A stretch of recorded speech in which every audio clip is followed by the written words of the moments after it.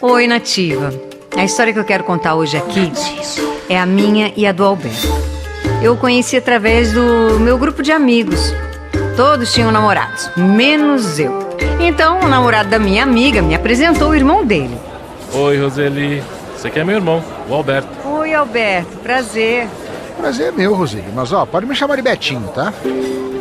Eu percebi que quando o Alberto me viu, não conseguiu esconder a sua admiração. E eu também me surpreendi, porque além de lindo, ele era muito cheiroso. Mas eu não queria namorar com ninguém, não. Tinha acabado de sair de um relacionamento e estava muito bem sozinha. Já o Alberto, ele não perdeu tempo e naquela noite mesmo me roubou um beijo. Quer namorar comigo?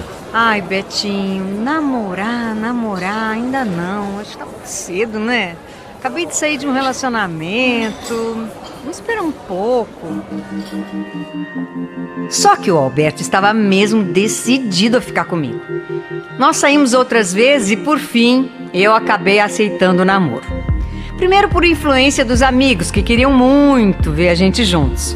Segundo, porque eu não queria voltar pro meu ex. E terceiro, porque ele era mesmo interessante.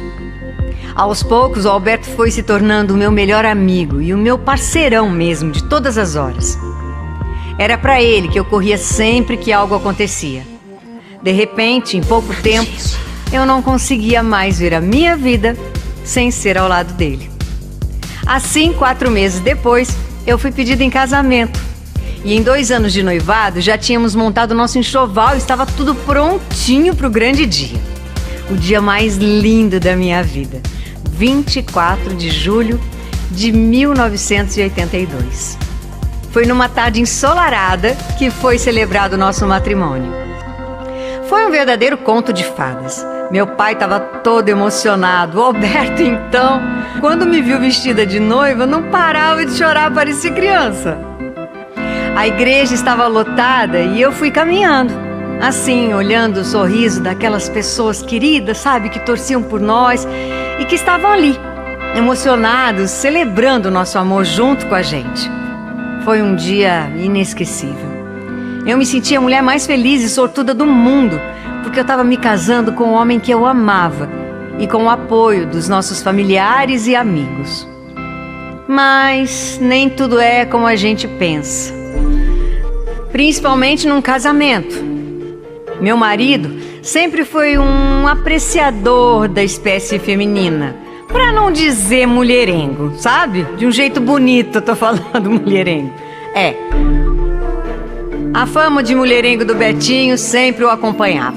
Durante o nosso namoro e noivado, eu nunca observei nada assim que eu desaprovasse.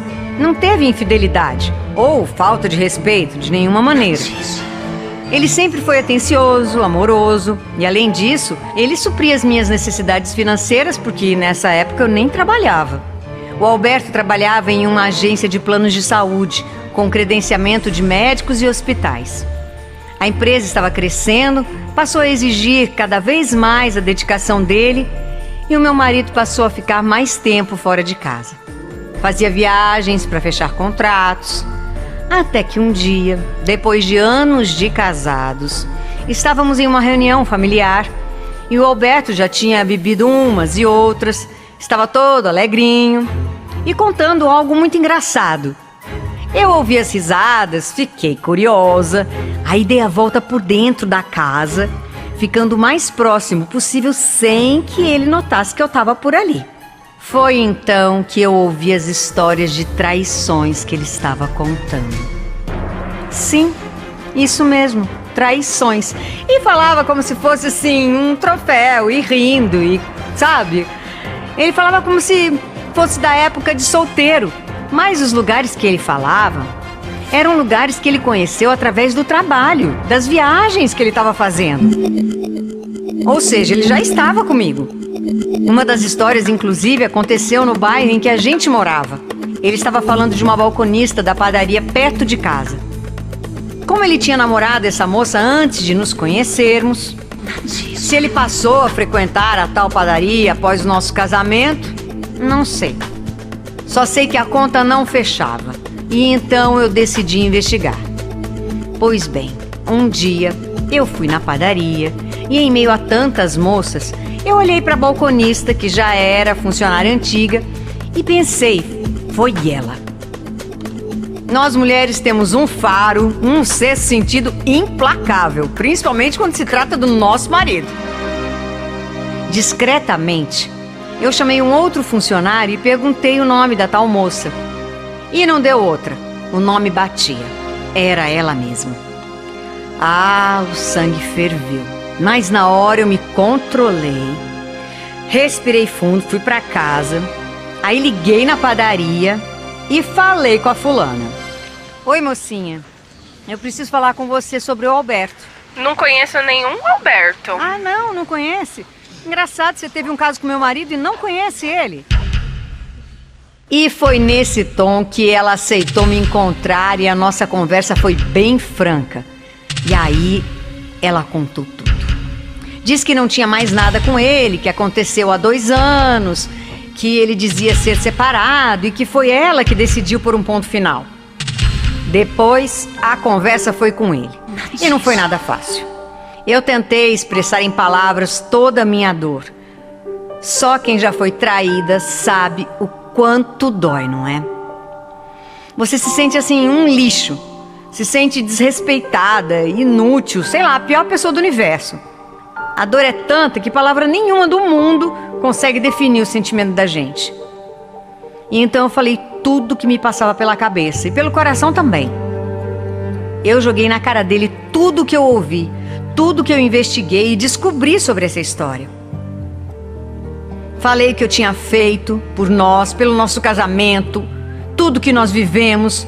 Falei dos nossos sonhos destruídos. Lembrei do quanto ele tinha lutado para que eu aceitasse ele, para depois jogar isso tudo no lixo. Eu sempre fui do lar. Vivia para cuidar da casa e do meu marido. Eu me senti muito injustiçada. Sabe, era muita cachorrada que ele fez comigo durante anos. Quantas mais ele teria ficado? Quantas riam da minha cara enquanto eu estava lá em casa, dando uma de Amélia, a dona do lar? E ele só chorava e pedia perdão. Meu amor, me perdoa. Isso aconteceu há 2 anos. E, na real, estou muito arrependido, muito. Nunca mais aconteceu nada e nem vai acontecer, eu juro. Me perdoa, Roseli, por favor, me perdoa. Não tem como te perdoar, Alberto. Será que você não entende? Olha o que você fez comigo, olha o que você fez com a gente, o que você fez com o nosso casamento. Some na minha frente, vai, some. Some que eu não quero mais nem olhar pra sua cara. Nessa época, a gente morava em uma das casas da minha mãe. E foram mais ou menos 2 meses de discussões. Eu querendo a separação e ele não queria sair de casa. Meu pai falando que eu deveria perdoar, porque a traição tinha acontecido há anos. Eu e o Alberto sempre fomos muito de conversar, de resolver tudo com o diálogo. E por gostar demais dele, nós conversamos mais, outras vezes, e aí eu acabei cedendo e permitindo que ele continuasse na minha vida. Mas perdoar mesmo, só depois de muito tempo. Quando se é traída e você decide dar uma nova oportunidade, é como um novo começo. É preciso conhecer esse homem de novo, sabe? Aquele que você achava que conhecia. Então, eu comecei a observar mais, querer mais detalhes de cada passo do meu marido. Analisava cada fala dele, desconfiava de tudo e de todos. Ou seja, comecei a sofrer. Foi um período muito difícil para nós. Eu precisava voltar a confiar nele, mas era muito complicado. Eu não conseguia mais ser a mesma mulher de antes. Minha cunhada frequentava uma igreja e eu, com o coração aflito, combinei de ir com ela. Eu precisava fazer alguma coisa para tirar aquele incômodo do meu coração. Sei lá, queria arrancar aquela dor, aquela agonia, voltar a ter paz na minha vida. Foi então que lá naquele culto eu ouvi coisas lindas que dissolveram a minha angústia. Eu chorei muito ouvindo aquelas palavras e lavei toda a minha dor, toda a minha tristeza que estava tomando conta do meu coração. Não sei se vocês acreditam, mas eu, que já fui de tantas religiões, ali naquela igreja eu encontrei em Deus a paz e a força para perdoar, para amar novamente meu marido e aceitar reescrever uma nova história. Depois de todo aquele turbilhão, nós vivemos bem. Sem brigas, sem desconfianças. Eu não tive mais motivos para desavenças com meu marido. E ele é o meu melhor amigo, companheiro, pai amoroso e um avô carinhoso também. Temos um casal de filhos e um casal de netos que são as nossas preciosidades. O Alberto hoje é aposentado e eu trabalho em uma escola. Às vezes eu chego em casa e sou até surpreendida com a casa limpa, cheirosa. É, porque ele faz faxina, viu? Tudo que eu passei foi um aprendizado. Sempre tem algo bom que a gente aprende com o sofrimento. E nada disso teria sido possível sem o amor que foi construído lá no começo do nosso relacionamento. Alberto, eu faço hoje essa homenagem a você para celebrar os nossos 40 anos de amor. Sim, 40. Aquele período difícil que passamos se tornou muito pequeno diante de tantas coisas boas e tantos momentos maravilhosos que você me proporcionou. Obrigada por não desistir de ficar ao meu lado. Eu te amo muito. Love of my life, you've hurt me. Eu queria dizer para vocês que estão ouvindo essa história que tem dias que o céu está nublado, que as nuvens estão densas e carregadas, prontas para despejar uma tempestade sobre as nossas cabeças. Mas se você subir além das nuvens, vai poder observar que há sol e um lindo céu azul. No casamento é a mesma coisa. Se você casou por amor, algumas nuvens da dificuldade podem esconder o verdadeiro sentimento, mas olhe sempre além e você, com muita sabedoria, vai entender que problemas todos têm. O que nos diferencia é a forma como lidamos. Você, mulher, é dona da sabedoria do jogo de cintura. Use a seu favor, a favor da sua família, dos seus filhos. Cuide-se e seja feliz. Love of my life, don't leave me.